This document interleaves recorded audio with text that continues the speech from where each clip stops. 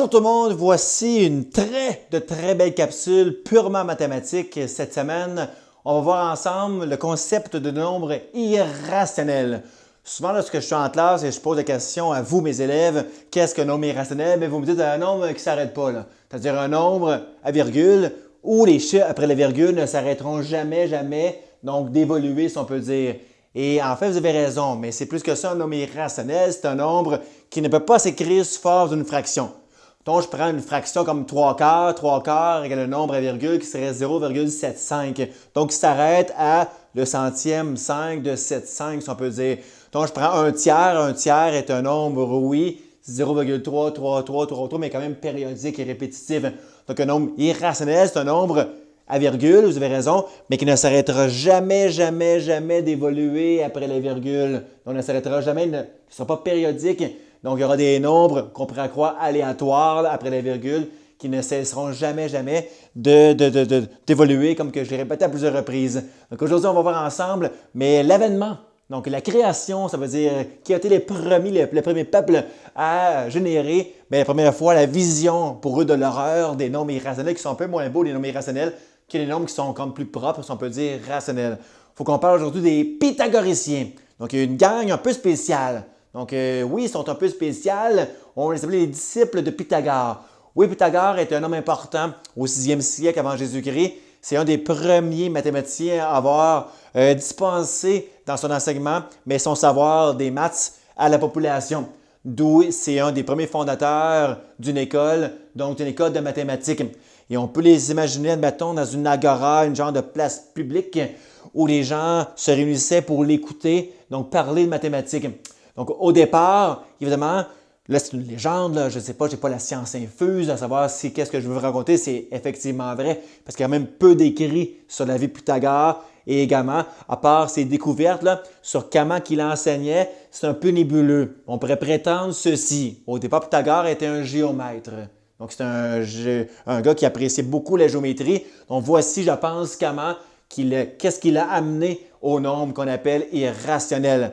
Au départ, peut-être qu'il s'est dit, prenez un carré dont l'aire serait de 1, une unité carrée. Autrement dit, il aurait peut-être demandé à ses gens, à ses disciples, si j'ai un carré dont l'aire c'est 1, quelle pourrait être la mesure du côté? Effectivement, à l'époque, on connaissait assez bien la formule de l'aire d'un carré, côté fois côté qu'on appelle. Là. Donc, quelle mesure fois la même mesure, la hauteur donnant 1 de superficie? C'est évidemment chose très simple, 1. Donc, 1 fois 1 donne clairement 1 ici. Donc, on est certain que si l'aire c'est 1, il provient du produit entre ces deux facteurs, 1 fois lui-même. Là, par après, peut-être qu'ils ont réfléchi dans leur pensée, les disciples de l'école de Pythagore, mais de prendre un autre carré dont l'aire sera 4. Mettons, je prends un carré dont l'aire serait de 4. Là, ils se sont posé la question, bon, si le carré a une aire de 4, quelle pourrait être la mesure de son côté? C'est-à-dire, dans ce cas-ci, quel côté fois le même donnait bien sûr ici 4. Là, il faut comprendre que la racine carrée n'est pas encore inventée. Là. Le cébat racine carrée, c'est le 15e, 16e siècle après Jésus-Christ. On est loin de là, 6 siècles avant Jésus-Christ. Fait qu'elle n'est pas me dire qu'on fait racine carrée 4 pour avoir le côté. Wow! Ici, la racine carrée n'est pas encore inventée dans mon histoire. Donc, quel côté fois le même donnant 4? Là, évidemment, c'était le côté 2. 2 fois 2 donnant 4, on était certain que si 4 provient de 2 fois 2, ce que les côtés, bien sûr, étaient autant basse qu'hauteur 2. Là, évidemment, c'est clair qu'ils ont réfléchi que si on prenait un carré dont la superficie de ce carré-là n'était pas un nombre carré, comme par exemple, si je prenais un carré dont l'aire c'est 2, ça existe, avoir un carré dont l'aire c'est 2, la preuve, je l'ai dans mes mains, ce carré-là, admettons, donc je vais le disposer ici. Donc là, ils se sont posé la grande question existentielle. Si j'ai un carré dont l'aire c'est 2, quelle pourrait être la mesure de son côté à ce carré-là? Là, évidemment, perspicaces comme qu'ils étaient, ils se sont dit, bon, quoi fois quoi donne 2, donc c'est clair que si 2 est entre l'aire 1 et l'aire 4, donc les côtés ici que je cherche seraient effectivement compris entre 1 et 2. Là, ils se sont dit, OK, bon, quel côté fois quel autre donnant 2? Ils ont pris une valeur comprise entre 1 et 2. Là, ils se sont dit, OK, moi, je cherche quel côté fois quel autre qui donne 2. Je vais le faire ici. Donc, quel côté fois quel autre qui va me donner 2. Le même côté nécessairement. Comme que 2 est compris entre 1 et 4, donc nécessairement les côtés sont compris entre 1 et 2. Ils sont sûrement dit, prenons 1,5. Est-ce que 1,5 fois 1,5 donne 2? Là, évidemment, eux, avec leur calcul mentaux à repère, 1,5 fois 1,5 donne 1,5 fois 1,5, 2,25. Donc, si 2,25 n'étant pas égal à 2, bien, ce n'est pas le bon côté, ça, 1,5 par 1,5. Et ils sont dit que comme 1,5 fois 1,5 donne trop grand, on va réduire à ce côté 1,4. 1,4 fois 1,4, est-ce que ça me donne 2? Ah non, parce que 1,4 fois 1,4 ne donne pas 2, ça donne 1,96. On dit qu'ici, je suis trop petit, donc je vais grossir mon 1,4 à 1,41, 1 centième de plus, fois 1,41. Est-ce que ça me donne 2 en bout de ligne? Merde, non, c'est trop petit.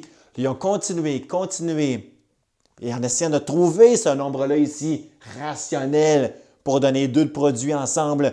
Ils ont continué que comme que 1,41 fois 1,41 est plus petit que 2, bien, ils l'ont augmenté, ils ont écrit donc plutôt ici, 1,4. 2 fois 1,4, 2, est-ce que ça donne 2? Là, non! Donc, ils ont continué de façon perpétuelle, puis à un moment donné, ils sont arrivés à dire, admettons, 1,4142 fois 1,4142. Merde, ça ne donne pas encore 2, mais un petit brin en bas de 2, mais à peine. C'est-à-dire que dans ce cas-ci, ils se sont dit, ah, peut-être que ce nombre n'existe pas. Peut-être qu'il n'y a pas un nombre fois lui-même qui donne 2. C'est-à-dire que s'il n'y a pas de nombre par lui-même, peut-être qu'il donne 2. C'est comme dire que ce carré n'existe pas. Donc, si ce carré n'existe pas, bien, il n'y a pas de côté qui existe. Mais ça ne se peut pas parce que ce carré-là, il existe. Ça se peut avoir un carré dont l'aire, c'est 2. Donc, s'il n'y a pas de côté, ça n'a pas de sens. C'est comme dire, c'est irrationnel de penser ça. Donc, le terme irrationnel vient de là en passant. C'est comme, mettons, obscur. On ne peut pas croire qu'on ne trouvera pas de valeur fois la même donnant 2 ici comme côté. Là, ils ont eu beau chercher, et pour Pythagore, c'était extrêmement choquant de ne pas être capable de trouver ce nombre qu'il estimait comme étant un nombre qui devait être rationnel. Car pour lui, le monde devait s'expliquer grâce au nombre entier, grâce au nombre fractionnaire, grâce au nombre rationnel. Et comme il n'a pas été capable de trouver ce nombre-là ici, mais ça l'a extrêmement, comme je vous disais, choqué de ne pas avoir réussi à prouver l'existence de ce côté ici manquant, c'est clair. Là, évidemment, les années sont poursuivies. Là, évidemment, on savait que cette valeur ici était peut-être un nombre qui ne s'arrêtait pas après la virgule en tant que chiffre ici perpétuel. Donc, comme ce nombre-là ne peut pas s'écrire selon ici un nombre-virgule qui ne s'arrête pas après la virgule, mais on a dû inventer un symbole. Le symbole, vous connaissez, c'est-à-dire c'est le symbole de racine carrée. Donc, racine carrée 2 fois racine carrée 2, on s'est convaincu qu'il faut que ça donne 2 parce qu'il faut qu'un côté ici existe. Et ce côté-là, on l'a exprimé sous la forme d'un symbole, d'un symbolisme, racine carrée. Il faut comprendre que racine en maths veut dire la réponse. Comme dire la réponse que je cherche. La réponse que je cherche, si l'aire de mon carré, c'est 2. Fois la réponse que je cherche, si l'aire de mon carré, c'est 2. Donc, cette phrase-là étant trop grande à dire, on l'a comme amoindri, simplifié comme étant bien, la racine carrée de 2 fois la racine carrée de 2. Bien, ça donne 2 ici en bout de ligne. Et là, évidemment, le but de mon discours d'aujourd'hui, c'est de vous prouver qu'effectivement, que racine carrée de 2 est un pur de nombre irrationnel. OK, là, on est rendu vraiment à l'étape où je voulais en venir avec vous aujourd'hui. C'est-à-dire, je vais vous prouver que racine carrée de 2 n'est pas un nombre rationnel. C'est-à-dire qu'on ne pourra jamais l'exprimer racine carrée de 2 sous la forme d'une fraction, comme que j'ai inscrit ici dans mon titre. Donc, souvent, là, j'ai vu souvent, façon de parler, mais je vais à quelques reprises ce genre de preuve et je ne sais pas tous les sens derrière cette preuve ici qui dit que racine carrée de 2 n'est pas un nombre rationnel, donc un nombre qu'on appelle irrationnel. Et je vous en convainc qu'on peut comprendre, même si on n'est pas rendu à l'université, pour vous, là, on peut comprendre qu'un nombre comme racine carrée de 2 est effectivement pas un nombre rationnel.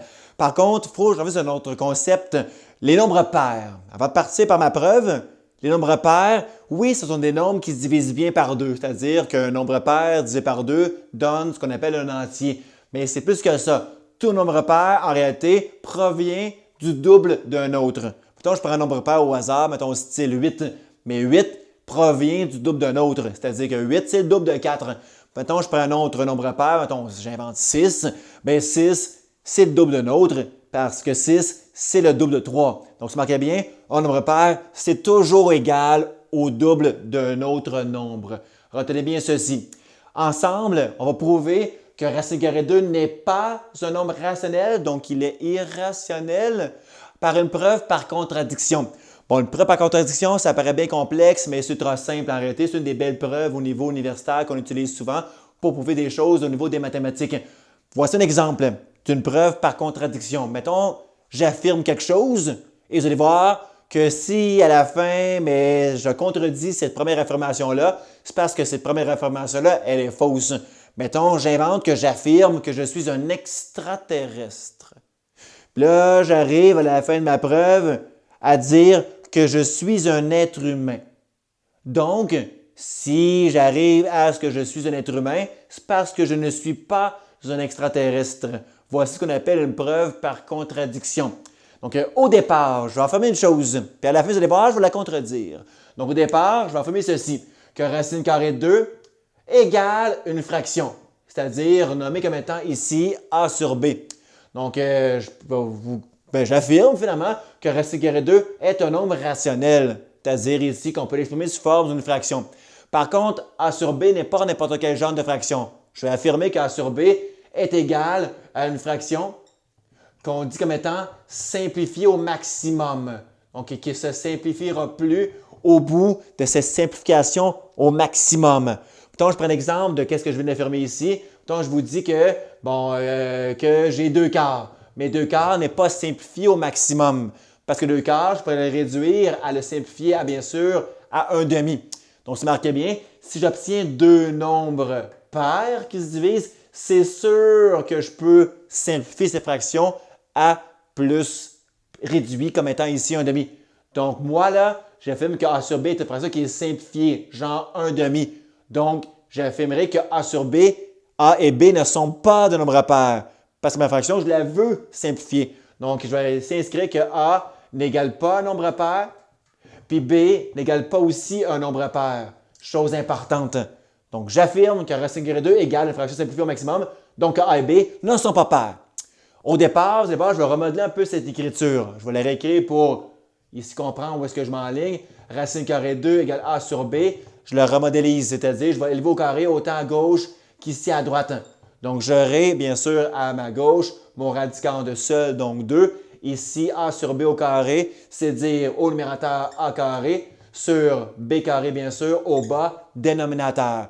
Je vais continuer à remodeler ici mon écriture suivante en faisant fois B carré autant à droite qu'ici à gauche. Je vais obtenir à gauche de mon équation 2B carré égale A carré. Ouh! Si vous remarquez bien, on obtient une chose importante ici. Qu'A carré égale le double de B carré. Je répète, qu'A carré égale le double d'un autre. Donc, c'est sûr que qu'est-ce que je vous encadre ici à l'instant? Double de B carré, le double d'un entier, donc le double d'un autre. Est-ce que 2B carré est pair ou impair? Je l'ai dit. C'est sûr que 2B carré est un nombre pair parce que, bien sûr, 2B carré, c'est dit comme étant le double d'un autre nombre entier. C'est-à-dire ici que 2B carré, c'est sûr que c'est un nombre pair. Fait que si 2B carré est un nombre pair, mais A carré l'est aussi, parce qu'A carré égale pair. Donc, je vais aller affirmer ceci à ma droite, que A carré égale un nombre pair.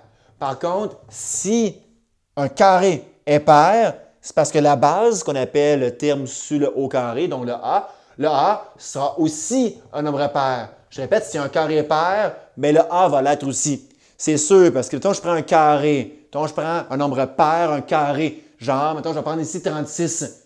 Si 36, c'est pair, mais la racine carrée de 36, donc 6 sera aussi pair. Tout carré pair donne une racine paire aussi.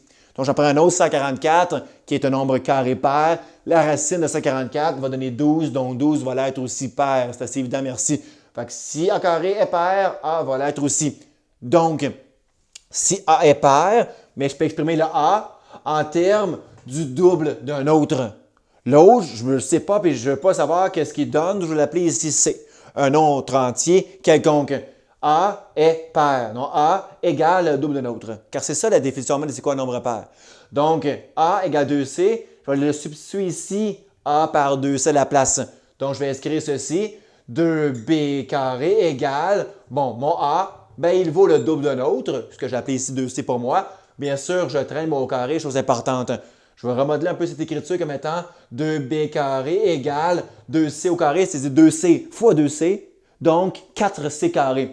Donc, égal à 4C carré. Si vous remarquez bien ici, je pourrais diviser par 2 autant à gauche qu'à droite pour avoir moins de coefficients, les réduire un petit peu ici. Si je disais par 2 à gauche, donc je vais le faire. Donc, et ici à droite, j'aurai cette ligne. Je poursuis ici. C'est-à-dire, j'aurai donc à ma gauche seulement que B carré égale 4 demi de C carré. Donc, bien sûr, 4 demi donne un nouveau coefficient 2 devant mon C carré. Ou, autre chose intéressante, comme tu entends en fait, se marquait bien, B carré égale le double d'un autre. Je répète, B carré égale le double d'un autre. Donc, est-ce que B carré est pair? Je pense que oui. Parce que B carré provient du double d'un autre nombre entier ici. C'est-à-dire que 2C, c'est comme dire le double d'un autre nombre. Donc ici, c'est sûr que B carré est également un nombre pair. Chose évidente, car B carré provient du double d'un autre nombre entier. Définition même de c'est quoi un nombre pair. Donc si B carré est pair, comme tantôt, même processus, B est aussi pair. Fait que si un carré est pair, mais la racine carrée de ce carré, comme ici, comme étant B, est pair également. Donc, si vous remarquez bien, je viens de retrouver que A est pair, ainsi qu'à la fin de ma preuve, que B est pair. Fait que si je reviens ici, racine carrée de 2, au départ, j'avais affirmé que c'était égal à une fraction simplifiée. Donc, A ne devait pas donner un nombre pair et que B aussi ne devrait pas être un nombre pair. Puis pourtant, avec la preuve ici de ma démarche, j'arrive au contraire. J'arrive à ce que A est pair et B aussi. Même que je vais l'écrire pour montrer l'exemple. Donc, racine carrée de 2 qui est égal au départ à A sur B, selon ce que j'avais affirmé, comme étant un nombre rationnel. Mais j'obtiens ici que A est pair sur aussi B qui est pair. Donc, si j'obtiens une fraction de nombre pair, comme c'était tantôt ici avec mon exemple inventé 2 quarts, mais ceci se simplifie, devrait se simplifier. Ce qui contredit qu'au départ, je devais avoir une fraction déjà simplifiée. Puis pourtant, j'obtiens une fraction qui n'est pas déjà simplifiée. Donc, je viens de contredire mon énoncé initial. C'est-à-dire que racine carrée 2 ne peut pas s'exprimer sous forme d'une fraction par cette belle preuve par contradiction. Donc, on termine en disant que racine carrée 2 ne peut pas égaler une fraction simplifiée comme ici A sur B. Donc, racine carrée 2 est nécessairement un nombre irrationnel et non pas un nombre rationnel. Voici la pure de pure preuve qui dit que racine carrée 2 n'est pas rationnel, mais bien irrationnel. Donc, voici une excellente preuve qui fait beaucoup réfléchir, je pense, à la maison. Tu sais qu'on peut prendre un nombre sans l'écrire au complet après les virgules, puis dire, ah, OK, que racine carrée 2 vaut 1.4142 et des poussières.